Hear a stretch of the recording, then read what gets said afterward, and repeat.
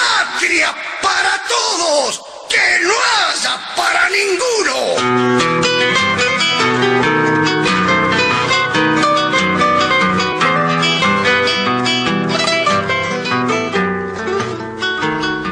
Bueno, volviendo a los temas de conversación, ya entrando más a la parte política, vamos a hablar hoy sobre la ética socialista y todo lo que es el entramado del por qué, la razón de ser ahorita punta de lanza de nuestro partido PPT, porque vemos esto como una necesidad nacional. La ética socialista es un conjunto de principios y valores que orientan y estimulan en el individuo la sensibilidad y conciencia social, comportamientos que lo ayuden y lo guíen en su vida diaria hacia su plena realización personal en función de y en armonía con el logro pleno de los ideales colectivos del socialismo. La ética es un componente esencial de la acción política. Es la meta y la sagrada conquista de la revolución bolivariana y debe ser el hilo conductor en el proceso de su implantación, consolidación y desarrollo mediante la acción política colectiva. Moral y luces son los polos de una república. Esta es una de las joyas que componen el inmenso legado ideológico y moral que con un tesoro patrimonial nos dejó Bolívar. El conjunto de principios y preceptos que conforman la ética socialista han sido extraídos de los más valiosos ejemplos de la vida de nuestro libertador, de nuestra historia y de la experiencia de lucha por la emancipación de la humanidad entera. Como dijimos, nuestra ideología del siglo XXI, el socialismo del siglo XXI, no es una ideología netamente marxista o comunista como la ve la gente y la han hecho ver, sino es el compendio, la unión de muchas ideologías mundiales, como la de, por decirles a alguien, Gandhi, por decirles a alguien, Neruda, por decirles una gran cantidad de filósofos, Einstein, por ejemplo, y científicos, pensadores del mundo.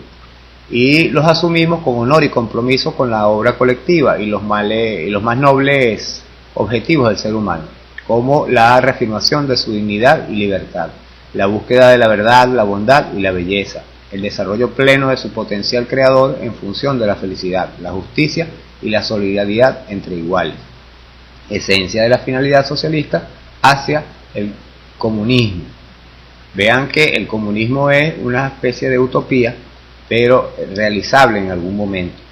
Es un proceso de largo temple que, bueno, hasta los momentos por la lógica del ser humano es una utopía prácticamente irrealizable, pero el socialismo sí es alcanzable. La moral socialista, como forma más elevada de la conciencia social, está orientada por tres principios que la sustentan. El principio universal de la transformación permanente en la búsqueda de la ampliación de la vida y de la emancipación humana, el principio de la dignidad humana y la libertad, y el principio del amor, la solidaridad y el internacionalismo. La moral revolucionaria, entonces, se expresa en todos nuestros actos y debemos asumir fielmente estos principios, tanto en el desempeño de cargos, responsabilidades y tareas, como en nuestra actuación y comportamiento cotidiano, en nuestra vida privada. Categorías morales de ética socialista. Nuestra ética, la ética socialista, se fundamenta en 4 categorías morales: el deber, el honor y la dignidad, la conciencia y la felicidad.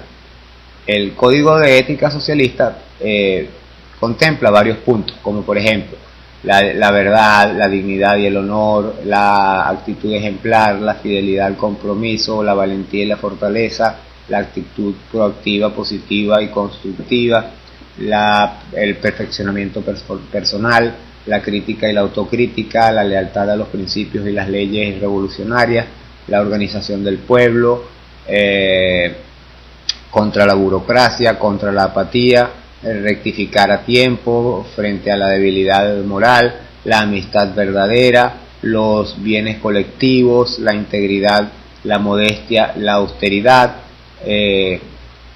la ética de trabajo, el amor, control ético, el compromiso es primero, contra la corrupción, como lo habíamos dicho, el colectivismo, firmeza en el liderazgo, promoción de los cuadros, el ejercicio de la autoridad, la patria, la revolución y el socialismo, la devoción por la construcción socialista, el humanismo socialista, el antiimperialismo, la vigilancia revolucionaria, cautela y vigilancia, la conciencia ecológica, el ideal comunista, socialista, el sentido de la patria y el internacionalismo, el pensamiento dialéctico, el partido y la conciencia política, la organización y la disciplina ante el sectarismo, la inteligencia creadora y que somos sujetos de derecho.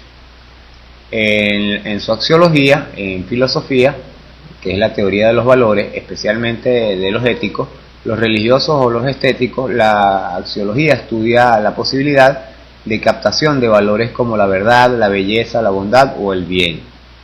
El capitalismo entonces es una formación económica social que sucede al feudalismo. En la base del capitalismo se encuentra la propiedad privada de los medios de producción y la explotación del trabajo asalariado, la esclavitud asalariada. La ley fundamental de la producción capitalista consiste en obtener plusvalía. Son rasgos característicos del capitalismo la anarquía de la producción, las crisis periódicas como la que estamos viviendo hoy en día, el paro forzoso crónico, la pobreza de las mayorías, la competencia, la violencia y las guerras. El comunismo como tal es la construcción como un proceso complejo, polifacético, que incluye el desarrollo y el perfeccionamiento de la producción, de las relaciones sociales, de la cultura y la formación moral y espiritual del hombre. El comunismo es un sistema social sin clases, con una forma única de propiedad sobre los medios de producción. La propiedad de todo es de todo el pueblo. La propiedad de los medios de producción, hay propiedad privada también, más de los bienes personales, y con una plena igualdad social de todos los miembros de la sociedad, en la que, a la par con el desarrollo universal de los hombres, crecerán las fuerzas productivas sobre la base de una ciencia y una técnica en desenvolvimiento constante. Manarán a pleno caudal todas las fuentes de la riqueza social y será realizado el gran principio de cada cual según su capacidad, a cada cual según sus necesidades. El comunismo entonces es una sociedad altamente organizada de trabajadores libres y conscientes, la parte difícil, la conciencia, en la que se establecerá la autogestión social. El trabajo en bien de la sociedad será la primera exigencia vital para todos, necesidad hecha conciencia, y la capacidad de cada individuo se aplicará con el mayor provecho para el pueblo. Entonces vemos que la entereza, que es la fortaleza de ánimo o de carácter, especialmente para enfrentar las dificultades y las desgracias, y es la firmeza, rectitud y severidad. La empatía es un sentimiento de participación efectiva de una persona en una realidad ajena a ella, especialmente en los sentimientos de otra persona. Estolidez, falta de entendimiento, razón o de sentido común. Estoicismo, fortaleza de carácter y dominio de los sentimientos propios ante las dificultades. Ética y moral son los términos que se aplican a este proceso que hemos llevado a cabo. Hablamos del sistema comunista porque es el que lo toma como el más avanzado de todo. En este momento estamos en la construcción del socialismo en miras a llegar algún día a esto. Difícilmente nosotros lo conoceremos, pero la sociedad irá avanzando para ello. Los términos ética y moral rebasan la disquisición filosófica, son de dominio público. La reflexión sobre ellos ha de ser también de público dominio. Nunca antes esos vocablos estuvieron tan presentes en las legislaciones como ahora en esta nueva República Venezolana. Las leyes de antes no lo definían, porque siempre fue tarea intelectual de los filósofos del derecho. El legislador patrio, entre los estados del mundo, es precursor excepcional en definir qué es moral y qué es ética, refiriéndolas al ámbito institucional público.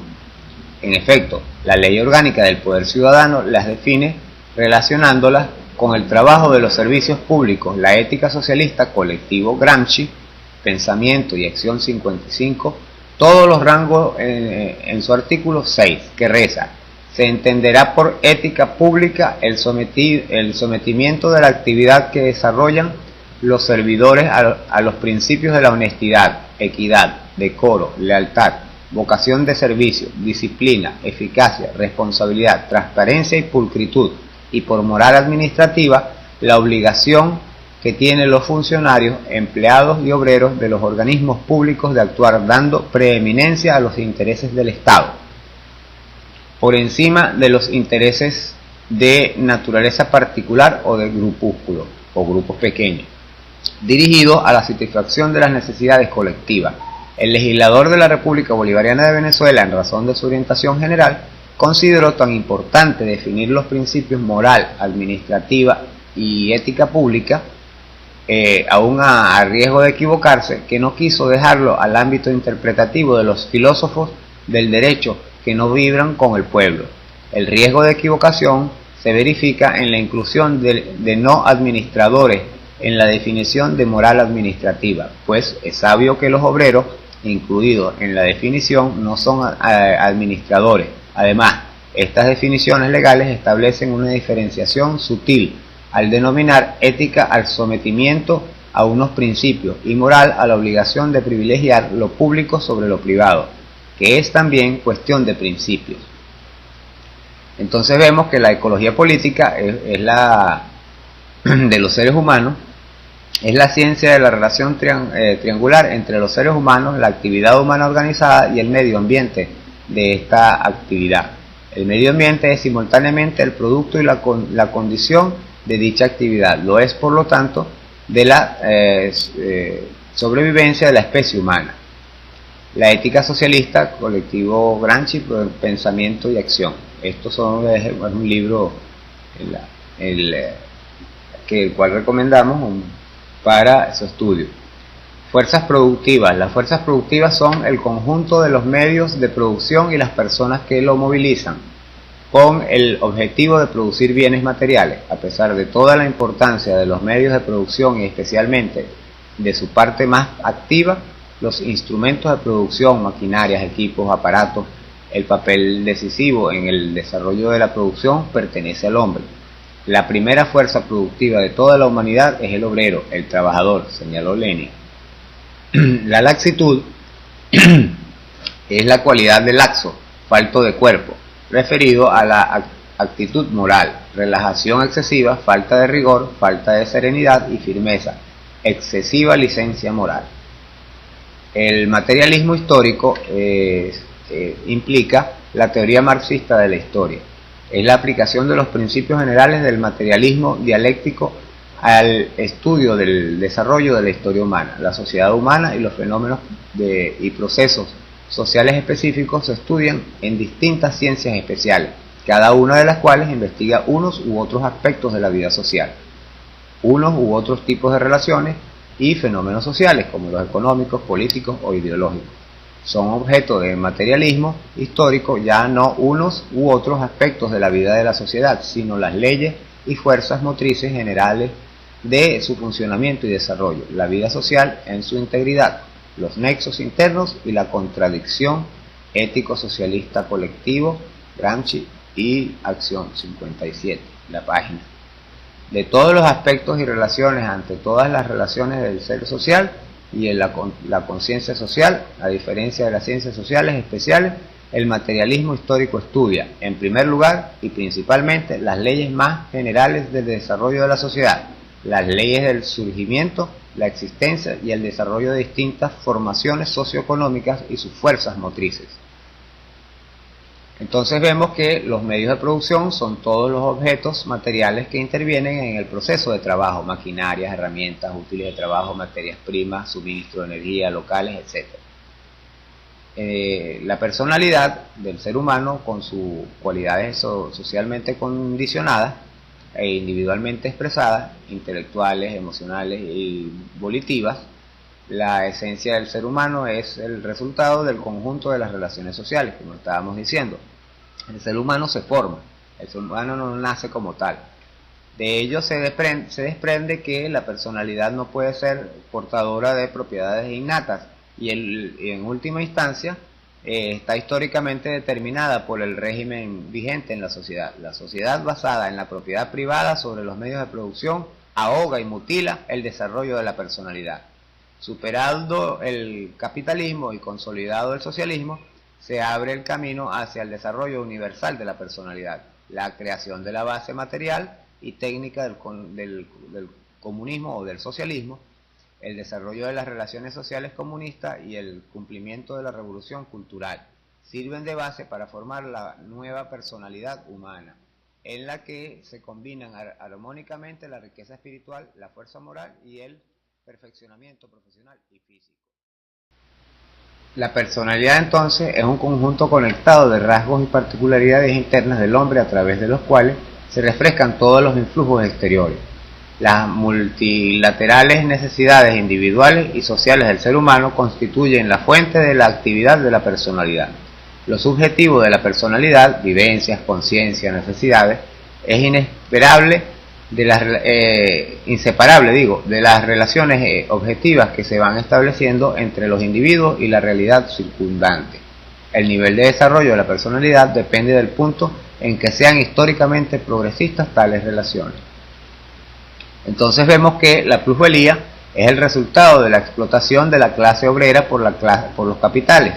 La obtención de la plusvalía se debe a que los obreros han trabajado más tiempo que el necesario para reponer el valor de su fuerza de trabajo. Es el plus trabajo, cristalizado en plus producto, que el capitalismo realiza con la venta y se apropia de toda la fuerza de trabajo con el consumo de este mismo obrero.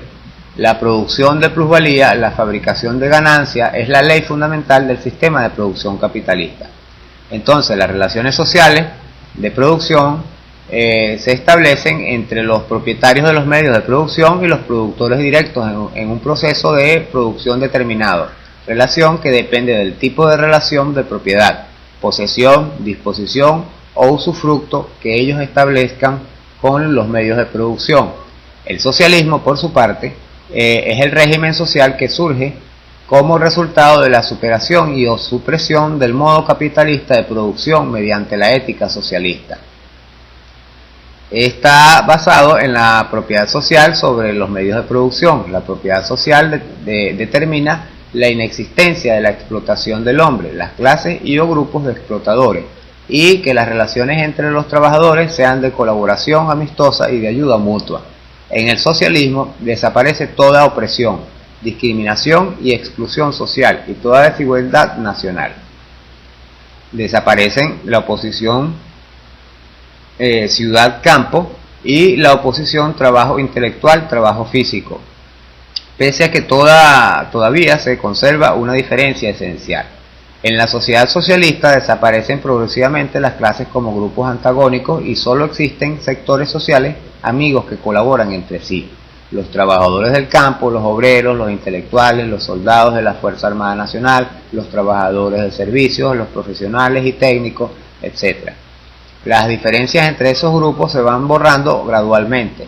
Las relaciones de todos los grupos sociales, unos con otros dentro de la nación, se caracterizan por la unidad política del bloque histórico de poder, por la unidad político-social e ideológica, las relaciones entre las naciones socialistas entre sí por sus relaciones de amistad, colaboración y fraternal ayuda mutua. Sobre la base de la propiedad social en el socialismo se desarrolla de manera planificada la economía nacional, el desarrollo y el perfeccionamiento de la producción social. Sirven para satisfacer cada vez mejor y de manera más completa las crecientes necesidades materiales y espirituales del pueblo. La vida política de la sociedad socialista se asienta sobre la democracia participativa y protagónica y el poder popular. Pensamiento y acción garantizado que garantiza la incorporación de todos los trabajadores de toda la población en la dirección de los asuntos públicos. Entonces vemos que con la templanza, que es la moderación o sobriedad, especialmente en los apetitos o en los sentimientos en cuanto al carácter y la actitud moral, rigor y capacidad de autocontrol, lo contrario de la laxitud, y la trivialidad, que es la falta de interés o de importancia de algo o de alguien por su carácter ordinario o común o por su ligereza, superficialidad y falta de identidad. Y lo digo yo, el mayor castigo para un corrupto es ponerlo a vivir las penurias en un barrio de cerro, el más alto, o en Descarte acusarlo de lesa humanidad, y para un bachaquero hacerlo pagar penas de trabajo forzado. ¿Por qué? Los primeros deben sufrir las penurias que originan a los pobres al robarse el dinero que es para su bien, para su bienestar y su servicio, y en los segundos por ser los que son porque no les gusta el trabajo sino el dinero fácil, lo que llamamos la viveza criolla.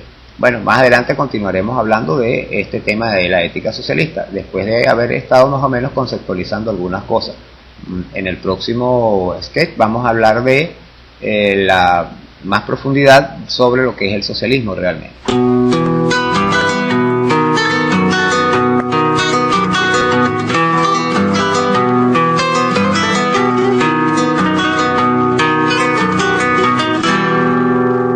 Si no hay patria para todos, que no haya para ninguno.